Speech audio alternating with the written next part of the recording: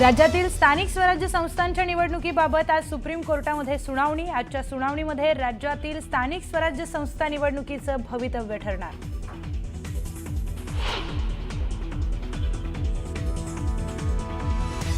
राज आणि उद्धव ठाकरेंच्या भेटीनंतर राजकीय तर्कवितर्क। ठाकरे बंधू मोठा राजकीय निर्णय घेण्याच्या तयारीत असल्याची जोरदार चर्चा।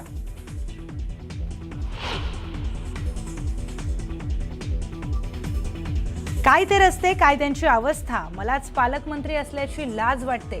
फुरसुंगी नगर परिषदेसाठी घेतलेल्या प्रचार सभेत अजित पवारांचं वक्तव्य।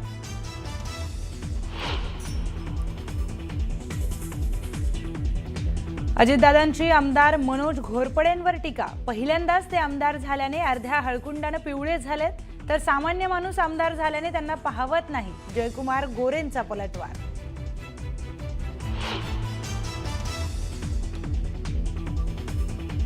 तुम्ही 5 वर्ष पालकमंत्री होतात तेव्हा किती वेळा माजलगावला आलात? 5 वर्षात एकतरी बैठक घेतली का? प्रकाश सोळंकेंचा पंकजा मुंडेंना थेट सवाल।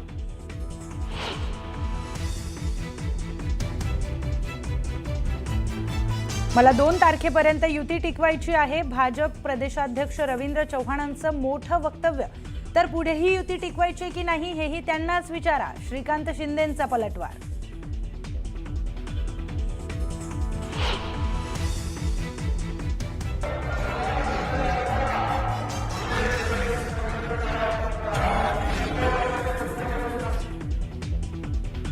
भाजप आमदार आशिष देशमुखांची काँग्रेस कार्यकर्त्याला धमकी। फडणवीस गृहमंत्री आहेत, जास्त वळवळ कराल तर कापून टाकू।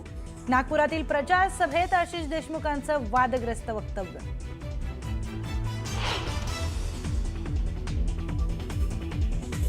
सुनील तटकरेंनी आमच्या युतीत धृतराष्ट्राप्रमाणे मिठाचा खडा टाकला। आमदार महेंद्र दळवींची तटकरेंवर टीका। तर पार्थ पवारांच्या घोटाळ्यामागे सुनील तटकरे हेच सूत्रधार, दळवींचा आरोप।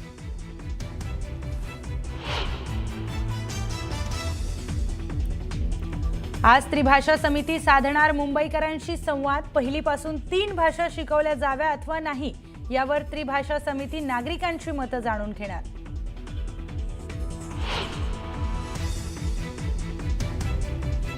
मुंबईतील हवेची गुणवत्ता चिंताजनक पातळीवर। बीएमसी शहरामध्ये 3 दिवस डीप क्लिनिंग ड्राईव्ह राबवणार।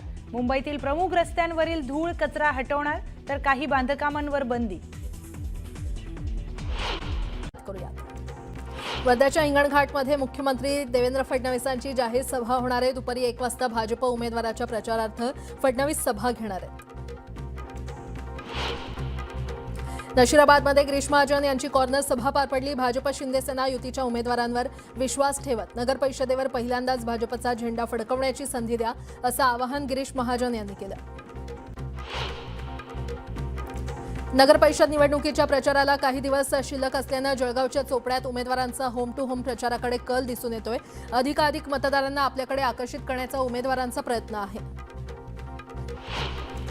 सोलापूरच्या कुर्डुवाडीत 20 वर्षांहून अधिक काळ ठाकरेंची सत्ता आहे। मात्र याच कुर्डुवाडी नगरपालिकेच्या निवडणुकीत सध्या ठाकरे गट अस्तित्वाची लढाई लढतोय, तर ठाकरे गटाला राष्ट्रवादी अजित पवार गटानं मोठं आव्हान उभं केलंय।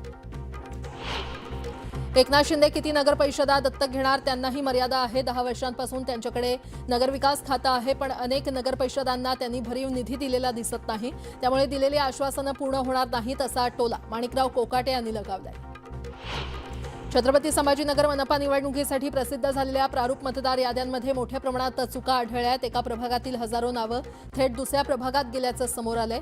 एकट्या छत्रपती संभाजीनगर महानगरपालिका हद्दीत 2,500 आक्षेप नोंदवण्यात आलेत।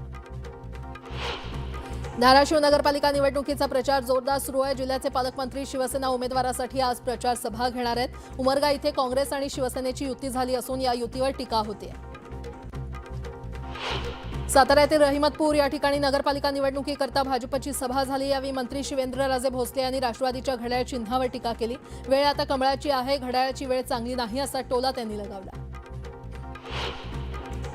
जळगावच्या नशिराबादमध्ये मंत्री गिरीश महाजनांनी शक्ती प्रदर्शन केलं। भाजप सेना युतीच्या उमेदवारांसाठी महाजनांनी रोड शो काढला। ढोल ताशांच्या गजरात कार्यकर्त्यांनी मोठ्या संख्येनं या रोड शोमध्ये सहभाग घेतला। लातूर जिल्ह्यातील अहमदपूर नगर परिषदेच्या निवडणूक प्रचारासाठी आयोजित सभेत काँग्रेस नेते माजी मंत्री आमदार अमित देशमुख यांचा अनोखा अंदाज पाहायला मिळाला।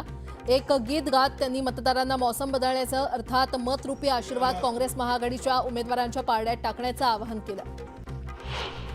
केंद्रीय मंत्र्यांच्या विरोधामुळे मुक्ताईनगरमध्ये युती होऊ शकली नाही असा आरोप मंत्री गुलाबराव पाटील यांनी केला। यावेळी त्यांनी शेरोशायरी करत केंद्रीय मंत्र्यांना सुनावलं। उपमुख्यमंत्री एकनाथ शिंदेंनी संगमनेर नगर परिषद निवडणुकीच्या प्रचारावेळी काँग्रेस नेते बाळासाहेब थोरात आणि आमदार सत्यजित तांबे यांच्यावर जोरदार टीका केली। मामाभाच्यात भांडण आहे, ते त्यांचं घर सांभाळू शकत नाहीत असा निशाणा उपमुख्यमंत्री शिंदेंनी साधला। अलिबाग नगरपालिकेमध्ये गेले 20 वर्ष सत्ता गाजवणाऱ्या शेतकरी कामगार पक्षाला शह देण्यासाठी भाजप आणि शिंदे सेना एकत्र आलेत। युतीच्या उमेदवार तनुजा पेरेकर यांनी त्यांच्या विजयाचा विश्वास व्यक्त केलाय।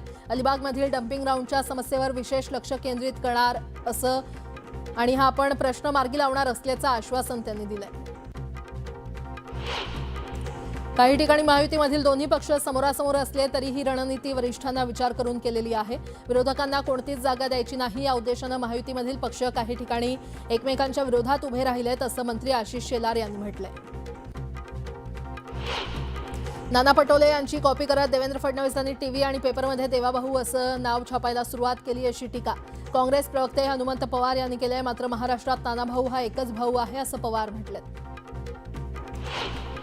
अजित पवारांचा राजीनामा मागणे म्हणजे पॉलिटिकल स्टंट असल्याची टीका आमदार सना शेख यांनी केली आहे। निवडणुकीत असे आरोप केले जातात असं शेख यांनी म्हटलंय। उपमुख्यमंत्री अजित पवार यांनी महात्मा फुले वाड्याला भेट दिली। अजित पवार यांच्याकडून महात्मा ज्योतिराव फुले यांना आदरांजली वाहण्यात आली। समाज कल्याणच्या अंतर्गत येणाऱ्या शासकीय वसतिगृहाच्या विद्यार्थ्यांच्या जेवणात पाल आढळल्याच्या निषेधार्थ वंचित बहुजन आघाडीच्या वतीनं पालकमंत्री संजय शिरसाट यांच्या कार्यालयावर पाल भेट आंदोलन करण्यात आलं। यावेळी वंचित बहुजन आघाडीचे कार्यकर्ते आणि विद्यार्थी आंदोलनामध्ये सहभागी झाले होते। नायगाव येथील बीडीडी पुनर्विकास प्रकल्पातील 864 घरांच्या चावी वाटपाचा कार्यक्रम पुढील आठवड्यात होण्याची शक्यता आहे। 8 डिसेंबरला सुरू होणाऱ्या हिवाळी अधिवेशनापूर्वीच हा कार्यक्रम होईल। दरम्यान येथील एका इमारतीला ओसी मिळाली नव्हती, त्यामुळे चावी वाटपाचा कार्यक्रम रखडला होता। पालिकेच्या 11 विभागांमध्ये 1 डिसेंबरला सकाळी 10 वाजल्यापासून 2 डिसेंबरला दुपारी 4 वाजेपर्यंत पाणीपुरवठा कमी दाबानं तर काही विभागांचा पाणीपुरवठा पूर्णतः बंद राहणार आहे। यामध्ये शहर तसंच पूर्व उपनगरातील अनेक भागांचा समावेश आहे। सर्वाधिक वायू प्रदूषण असलेले बोरिवली पूर्व, मालाड पश्चिम, चकाला, अंधेरी पूर्व, देवनार, माजगाव, नेवीनगर, कुलाबा, मुलुंड पश्चिम आणि पवई हे 8 विभाग महापालिकेच्या रडारवर आहेत। तेथील हवेचा गुणवत्ता निर्देशांक सुधारण्यासाठी रस्ते स्वच्छता आणि धूळ नियंत्रण मोहीम आणखी तीव्र करण्यासाठी मुंबई महापालिकेनं पावलं उचलण्यास सुरुवात केली आहे। मुंबईतील 246 बेकरी मालक अजूनही स्वच्छ आणि हरित इंधनाचा पर्याय निवडण्याकडे दुर्लक्ष करत असल्याचं समोर आलंय। मुंबईतील एकूण 593 पैकी 209 बेकऱ्या या आधीपासूनच पीएनजी, एलपीजी सारख्या स्वच्छ इंधनावर चालत होत्या। उच्च न्यायालयाच्या निर्देशानुसार आणि पालिकेच्या पाठपुराव्यामुळे गेल्या 6 महिन्यात 57 बेकऱ्या स्वच्छ इंधनात रूपांतरित झाल्या असून 75 बेकऱ्यांची प्रक्रिया सुरू आहे। राज्यमार्ग परिवहन एसटी महामंडळाच्या बस स्थानकांमध्ये वर्षभर स्वच्छता कायम राहावी यासाठी आता अचानक तपासणी केली जाणार आहे। स्टँड अस्वच्छ आढळल्यास संबंधित डेपो मॅनेजरवर थेट कारवाई केली जाणार आहे। राज्य सरकारच्या उच्चस्तरीय समितीनं कामाठीपुऱ्याच्या पुनर्विकासाला मंजुरी दिलेली आहे, त्यामुळे आता पुनर्विकासाच्या कामाला आणखी गती मिळणार आहे। म्हाडाच्या मुंबई इमारत दुरुस्ती आणि पुनर्रचना मंडळामार्फत हा समूह पुनर्विकास प्रकल्प राबवण्यात येणार आहे। प्रकल्पातील इमारती 57 ते 78 मजल्यांच्या असतील। आयकर रिटर्नमध्ये विदेशी संपत्तीचा खुलासा न करणाऱ्या तब्बल 25,000 करदात्यांना आयकर विभागानं नोटीस देण्याची तयारी केली आहे। या सर्वांना 28 नोव्हेंबरपासून SMS आणि ईमेल पाठवले जाणार असून 31 डिसेंबर 2025 पर्यंत सुधारित आयकर रिटर्न दाखल करण्याचा सल्ला देण्यात येणार आहे। वेळेत रिटर्न न भरल्यास कठोर दंड आकारला जाईल असं विभागानं स्पष्ट केलंय। पश्चिम रेल्वे मार्गावरील मोटरमन आंदोलनाच्या पावित्र्यात आहेत। विविध मागण्या पूर्ण करण्यात रेल्वे प्रशासन चालढकल करतंय। कमी मनुष्यबळामुळे 1-2 दिवसही रजा मिळणं शक्य नाहीये आणि उलट डबल ड्युटीचा ताण पडत असल्यानं मोटरमनमध्ये प्रशासनाविरोधात असंतोष वाढत चाललाय। ब्रिटिशकालीन एल्फिन्स्टन पुलाचा रेल्वे मार्गिकेवरील लोखंडी सांगाडा हटवण्यासाठी मध्य रेल्वेनं एकूण 8 ब्लॉक घेण्यास तयारी दर्शवली आहे। यापैकी एक ब्लॉक सलग 18 तासांचा घेण्यात येणार आहे। या ब्लॉकमुळे लोकल ट्रेन आणि मेल एक्सप्रेसची प्रवासी सेवा दिवस रात्र कोलमडणार आहे। वडाळा ते कासार वडवली मेट्रो 4 मार्गिकेवर कांजूर मार्ग इथे पादचारी पुलाची उभारणी केली जाणार आहे. विक्रोळी मेट्रो स्टेशन आणि कांजूर मार्ग रेल्वे स्टेशन यांना या पादचारी पुलाद्वारे जोडणी दिली जाणार आहे. सुमारे 740 मीटर लांबीचा हा पादचारी पूल असेल. त्यासाठी तब्बल 93 कोटी रुपये खर्च केले जाणार आहेत.